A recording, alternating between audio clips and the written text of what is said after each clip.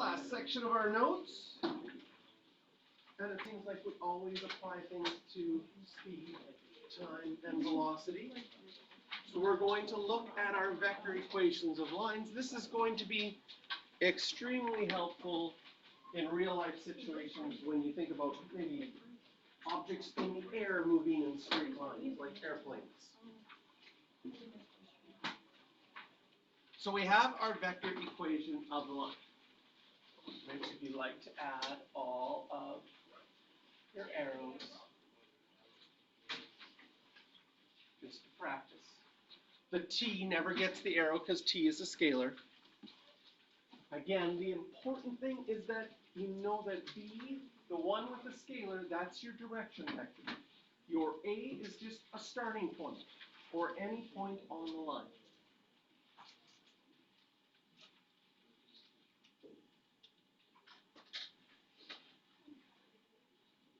So now when we apply this to an object moving through a three-dimensional or a two-dimensional space, right? The r is the position vector of any point on the path of that object. A, we usually use as a starting point because it'll be when t is 0. So in our vector equation of line, A we use as a starting point because we use t as time. And B is our velocity vector. It is telling us how fast we're going and in what direction. Because if t was 1 unit, like in 1 hour, your velocity vector would be how many kilometers per hour or meters per second you go in that amount of time. And the length of your velocity vector is the speed of your object.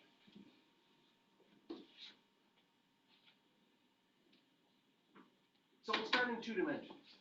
We've got a vector r, vector equation line, has a starting point at 1, -1, and a velocity vector of 3, 4.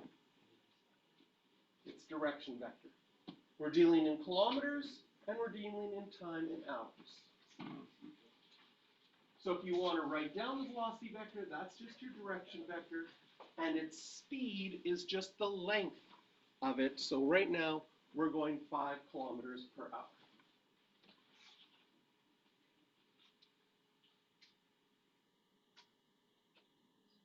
If we were describing the motion of the object in words, we would say it starts at 1, -1 and moves in this direction at a speed of 5 kilometers per hour.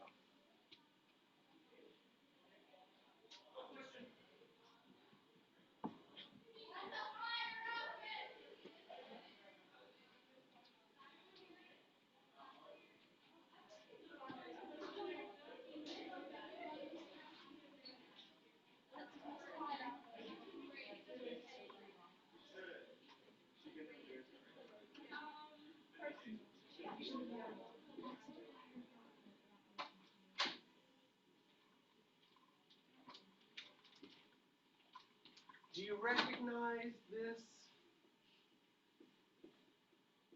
as the Cartesian form? There's no t involved. So how do we take a vector equation and get it to Cartesian form? Well, first, we could write the parametric form. And then in the parametric form, if you solve for t, this one would be x minus 1 divided by 3. This would be y plus 1 divided by 4. Make them equal to each other, and you get the Cartesian form. And now it's just, can you rearrange the Cartesian form into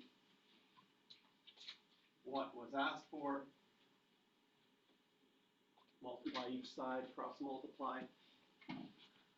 To get rid of your fractions, move the x's and y's on one side, the number on the other side, and you're fine.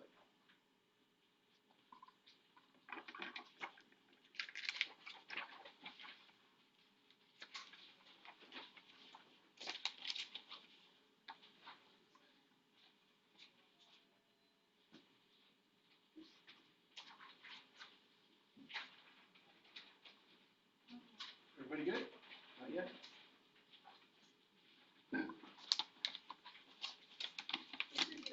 Mm-hmm. a review for this unit? Yeah. You're going to today. I have them. I just need a photo shoot. That's why this binder's open right here. Are we It's gonna like get work period today? once we're done the notes. Okay, let's go. We're almost like, how long we got? What do we got? 2 pages left? All right. Here we go.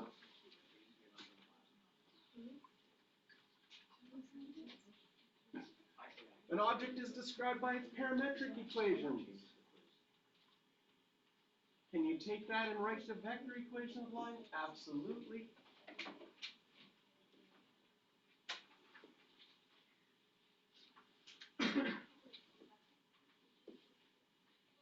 I like this one.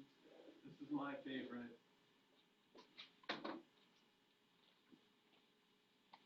I actually quite dislike using the I's and J's.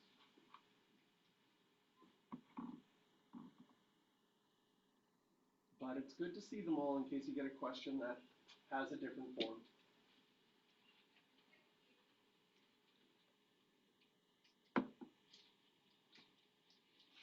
So the velocity vector is your direction vector. Its speed is just a squared plus b squared.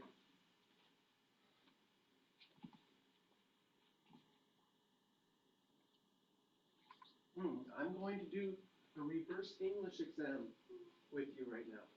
Wait, so what is this? Right? So you guys get a theme for your English exam, and then you have to write about it. Instead, I'm going to give you a bunch of vector questions in real life, and you have to figure out what my theme was.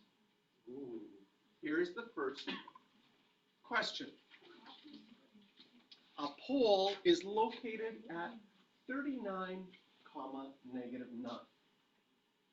And this object is following this path. Will the object collide with the pole? Yes or no?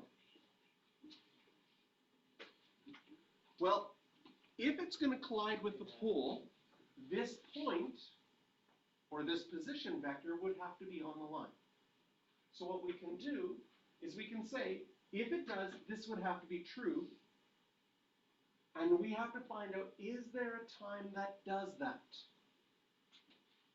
So we can look at the parametric equations for both of them and solve for t in both of them.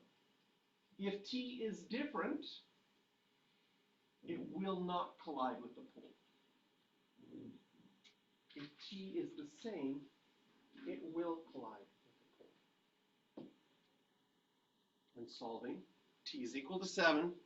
This is consistent, so the object will hit the pole.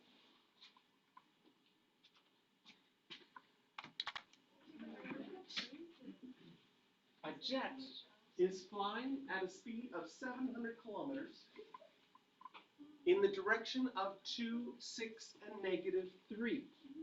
We want to find the velocity vector. So this isn't the velocity vector, because if you were to find the length of it, you would get 7. And this vector's speed right now is only 7 kilometers per hour. So if we let u equal that, we can find out that the length of u is just 7. We want to find a velocity vector, so it needs to be in the same direction, but it needs to have a length of 700. Very easy way to do this would just be to multiply by 100. That would be perfectly fine. A good method is to find the unit vector.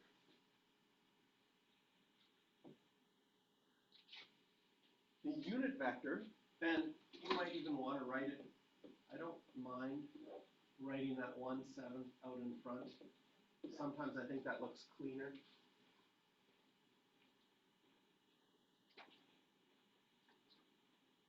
Nice thing about finding the unit vector is we could answer this question even if the number wasn't easy. Like 700, it's pretty easy to say it needs to be 100 times longer than this one. So I could just take this one and multiply by 100.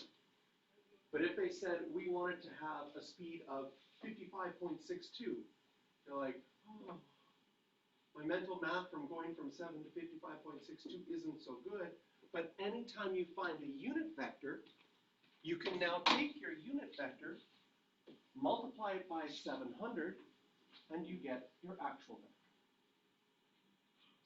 vector. Which, of course, is equal to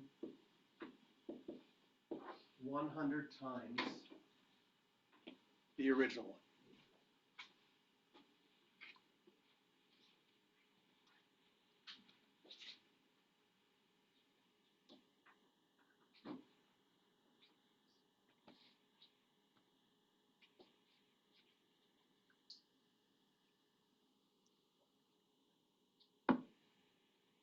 So you can take a direction vector and make it any length you want by just multiplying by a scale. Really helpful if you have your unit vector, which is just one length. That's really easy to multiply by a number to get any length that you want.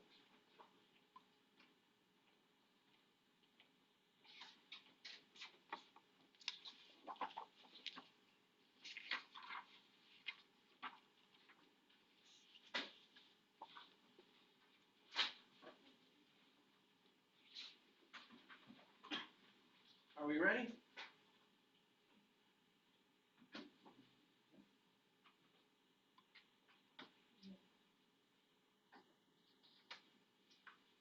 A yacht leaves a harbor, and its position relative to the harbor is given by the vector. Now, boats on water are a great example of where you can use two dimensions, because it's very rare that you get water that has mountains and isn't flat. I mean, it has waves, but not enough to really not worry about two dimensions.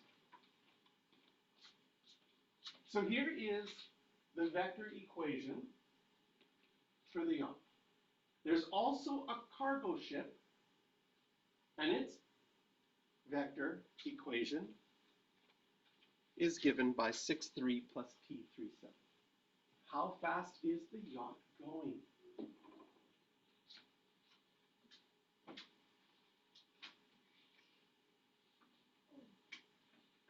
There's our velocity vector. We just need to find the length of that.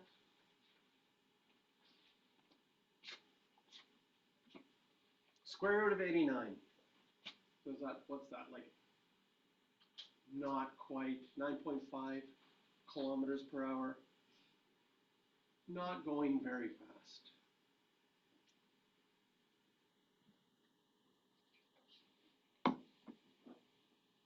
All right. Oh, I changed the word. Yeah, I changed it back. I had pleasure boat there. That's a yacht. But that's all the purpose of the yacht is to go out and have fun, right? It's not if you're not gonna buy a yacht to go fishing. That'd be too expensive. So find the distance from the cargo ship from the harbor when it starts the journey. So the cargo ship at time 0 is at 6.3. Does that make sense? At time equals 0, the position of the cargo ship is 6.3. At time equals 0, the yacht is at the harbor, or at 0, 0. Well, how do we find the distance in between them?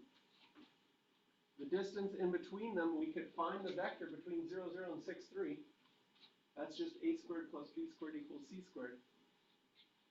Square root of 45, which is about 6 to 7 kilometers apart at the very beginning. And they're both traveling on perfectly straight lines.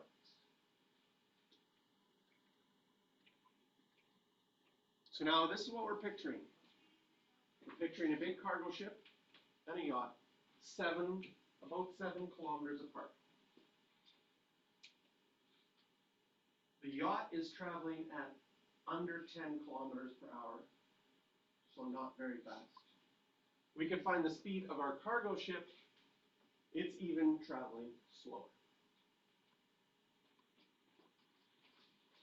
Part C.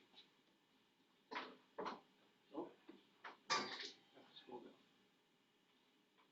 If both the yacht and the cargo ship continued on the same courses,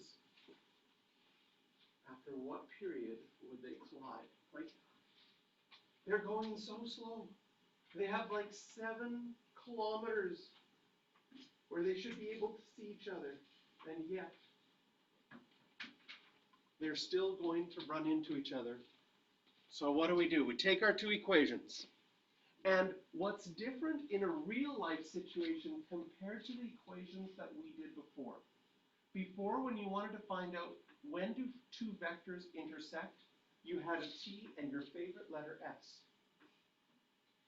And then you would have a parametric equation for one and a parametric equation for the other. And you have a system of equations. But in an actual real life situation, the t is the same.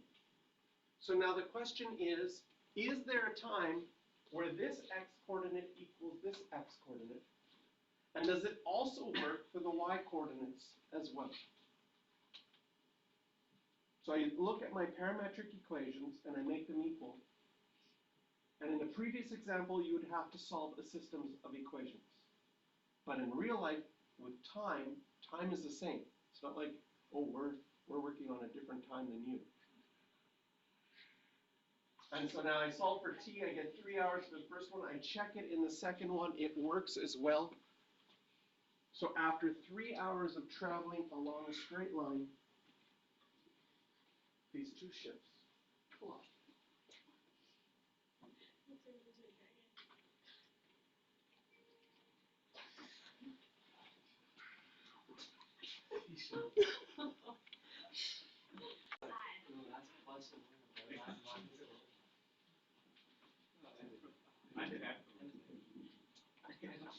Okay. The vectors 1, 0, and 0, 1, those are unit vectors, either going east or north. And we have a lighthouse.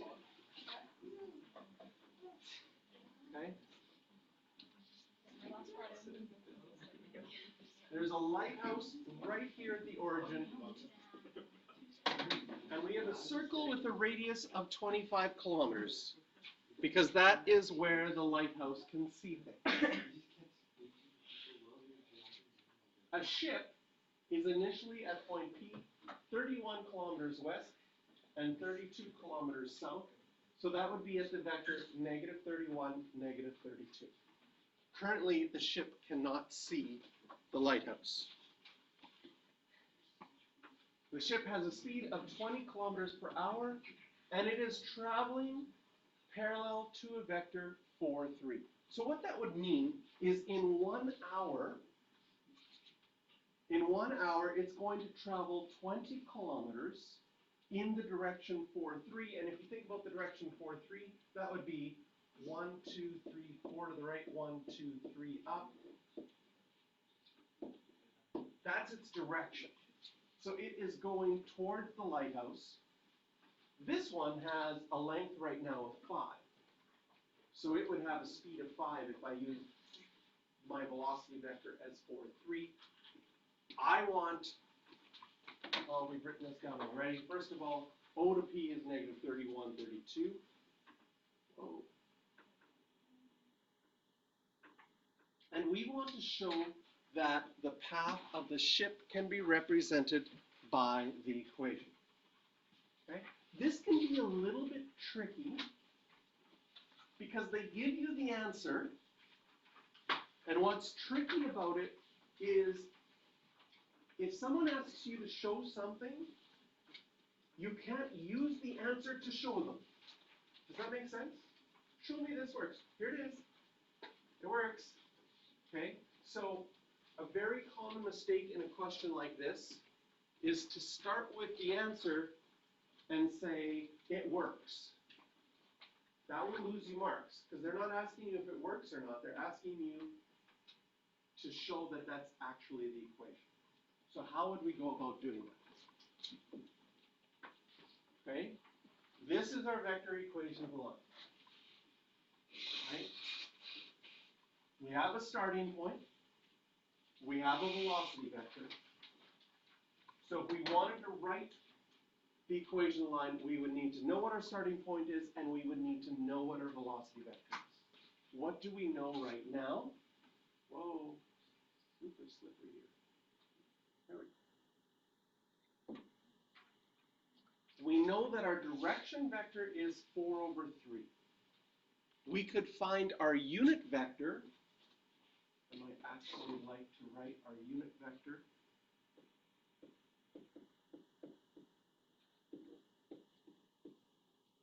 Like that for you.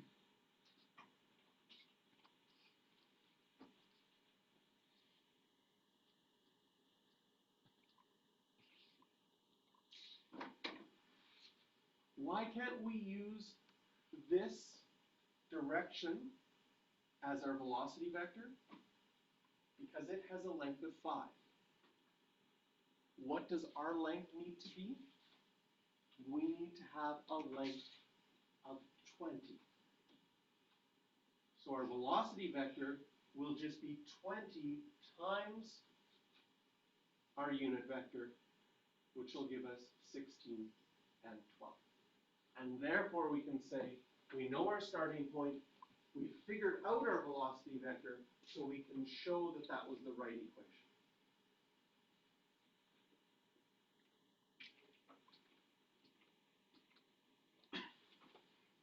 Okay. Wrong ways to go about this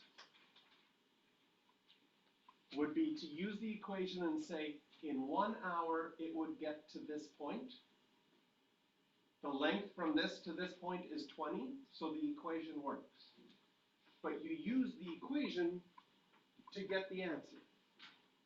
So therefore, you're using the solution to show the solution works is not a right way of showing something is true. Okay.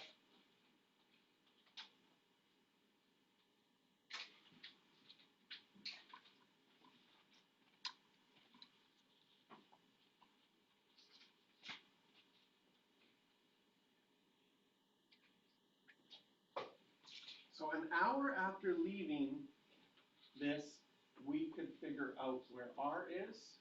So O to R will just be the initial point, time is 1 hour, and you would be at -1520. P to R is just the vector R minus the vector P. We could put those in.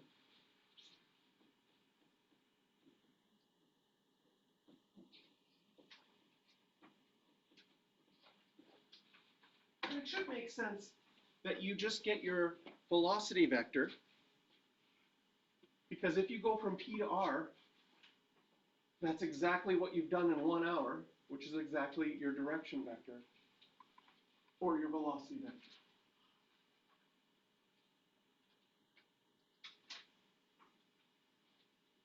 So now the question is, when it gets to point R, why can we see the lighthouse?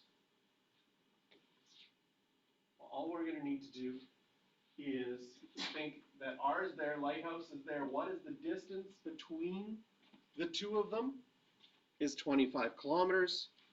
And since 25 kilometers was the radius in which you could see the lighthouse, R is visible at that point.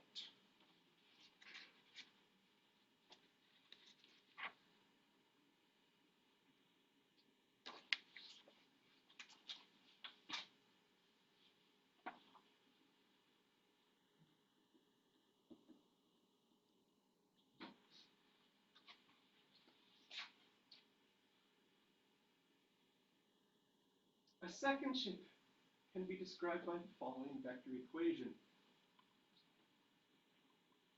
What is your prediction? Have you figured out the theme of the notes Vectors. of vectors? Second ship. Do you think the boats will collide based on the previous examples, or do you think this time the people will be saved and we won't end the year with death and destruction? Yeah, that's what it Death and Let the year destruction. on high note. There we go. What? Okay. Let's see. Oh no, back to this. It's just a picture I didn't do it. Looking at the two parametric equations of the two ships.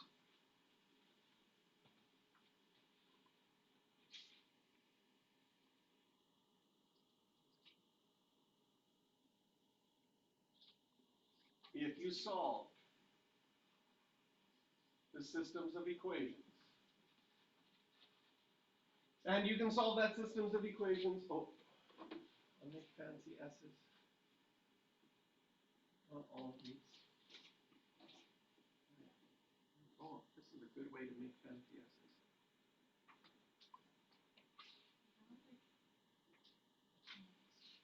What do they look like? Like dollar signs that are just a little bit off?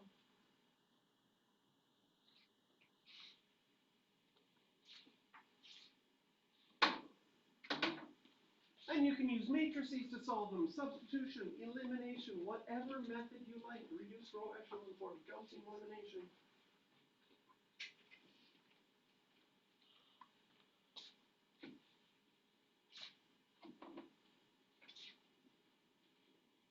Solving, you get t equals 4.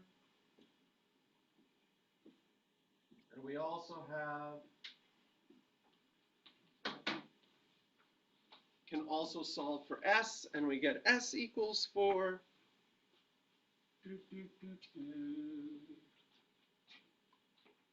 Oh no.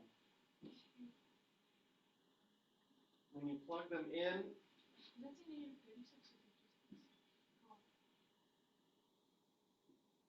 No, it's good.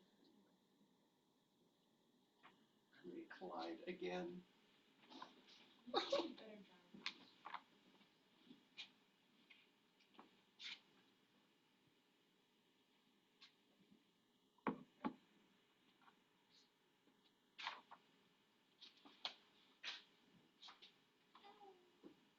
And you could do these same questions with like airplanes in 3 dimensions.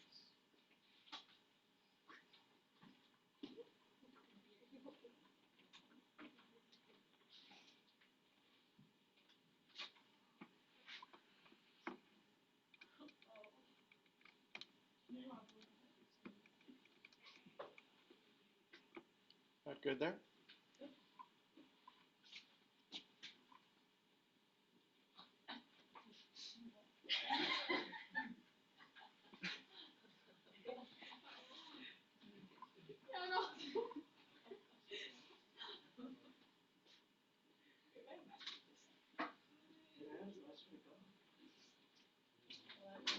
Okay, so what does this mean?